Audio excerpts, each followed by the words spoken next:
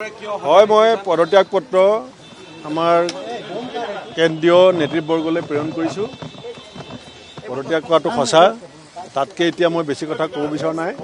কিন্তু মই এষাৰ কথা আপোনালোকক কৈ দিছোঁ, যি এতিয়া ঘটিছে সেইটো মই আপোনালোকক অৱগত কৰিছোঁ। আৰু স্বাভিমানৰ প্ৰশ্ন আহিছে, স্বাভিমানৰ বিষয় আহিছে, আৰু দলৰ যি ধৰণে পৰিচালিত হৈছে সেইখিনি মই কেন্দ্ৰীয় নেতৃত্বক জনাইছোঁ। কেন্দ্ৰীয় নেতৃত্বৰ নিশ্চয় মোৰ পত্ৰ এতিয়া বেছি দেৰিটো হোৱা নাই। মই ৰাতিপুৱা 8 বজাত পদত্যাগ পত্ৰ প্ৰেৰণ কৰিছোঁ। গতিকে আৰু যিখিনি ক'বলগীয়া থাকিব আপোনালোকক মই পৰৱৰ্তী সময়ত নিজে মাতি আনি পেলাই ক'ম।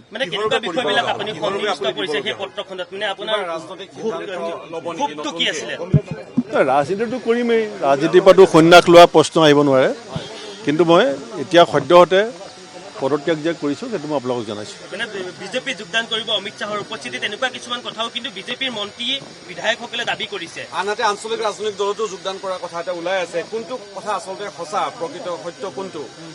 যিটো সঁচা কথা হ'ব সেইটো মই আপোনালোকক কৈ দিম। মানে দলৰ আটাইতকৈ বেয়া সময়ত আপুনি দলৰ নেতৃত্ব দিছিলে, সংগঠনটো ধৰি ৰাখিছিলে। গতিকে যেতিয়াই দলটো অকণমান ভাল দিন আহিব লৈছে সেই সময়ছোৱাত আপোনাক একাষৰীয়া কৰা হৈছে। পোনপটীয়াভাৱে এই কথাবিলাক ৰাইজে অনুমান কৰিছে। নাই, মোক একাষৰীয়া কৰাটো এটা বেলেগ কথা।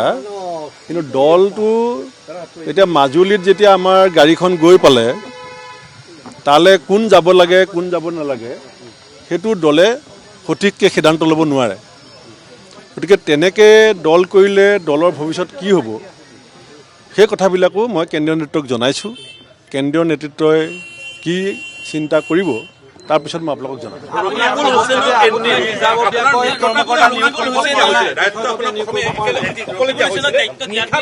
এনেকুৱা এটা সমস্যা আহিলে য'ত ৰকিবুল হুছেইন এণ্ট্ৰি হ'ল, গতিকে তাতো এটা অংক হৈছে উজনিৰ অসমৰ আসন ভাগ বতৰা কৰিব ৰকিবুল হুছেইনে।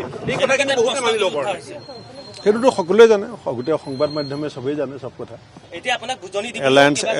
এলায়েন্স পাৰ্টনাৰবিলাকে জানে, সকলো ৰাইজে জানে কি ঘটি আছে ভিতৰত, কোনে দল কেনেকৈ চলাই আছে। মানে সভাপতিয়ে কথা শুনে নেকি ৰকিবুল হুছেইনৰ? আৰু ৰকিবুল হুছেইনৰ কথামতে আচলতে সভাপতিয়ে গোটেই নীতি নিৰ্দেশবিলাক কৰে নেকি? স্পষ্টভাৱে ৰকিবুল হুছেইনৰ কাৰণে নেকি? কাৰণ কি যিগৰাকী আপোনালোকৰ প্ৰশ্নবিলাকতে প্ৰশ্নৰ উত্তৰবিলাক সন্নিৱিষ্ট হৈ আছে। কথা তেওঁ স্পষ্টভাৱে অসমৰ জনগণক তেওঁ পতিয়ন দিব নোৱাৰিলে, সেয়াও আচলতে কাৰণ হ'ব পাৰে। না সেইটো বিষয়ে আপোনাৰ মই কথা পাতিম। প্ৰতিক্ৰিয়া বিৰোধী দলৰ প্ৰতি অকল দলৰ প্ৰতিয়ে নহয়, মোৰ ককায়ো হয়। আমি ৰাজনীতি কৰিলোঁ বুলিয়ে অকল যে পদমৰ্যাদাৰ জৰিয়তে আমাৰ সম্বন্ধ এনেকুৱা নহয়। এতিয়া এখেতসকলো আহিছে আমাৰ এটা একেলগে, এতিয়া আপোনালোক সাংবাদিকসকলৰ মাজতো একেলগে যেতিয়া কাম কৰি থাকে আপোনালোকৰ মাজতো এটা সম্বন্ধ গঢ়ি উঠে। তেতিয়া এতিয়া সেইকাৰণে সকলো আহিব পাৰে, অহাত কি অসুবিধা আছে। মইতো যিলৈকে ক'ব পাৰি কৈ দিছোঁ আপোনালোকক, তাৰ পাছৰখিনি আপোনালোকে নিজে নিজে এনালাইচিছ কৰক, মইতো বাধা কৰা নাই। কিন্তু মই যি কৰিম বা মই যি ভাবি আছোঁ, মই যি কৰিবলৈ গৈ আছোঁ মই চব আপোনালোকক ক'ম, মইতো নলুকাওঁ। আৰু মই পলাই একো কাম নকৰোঁ। মই ৰিজিগনেশ্যন দিছোঁ, লুকুৱাইছোঁ নেকি? মই লুকুৱাটো নাই, মনে মনে কৰা নাই। আৰু মোক কোনো দলে এতিয়ালৈকে প্ৰস্তাৱ দিয়া নাই।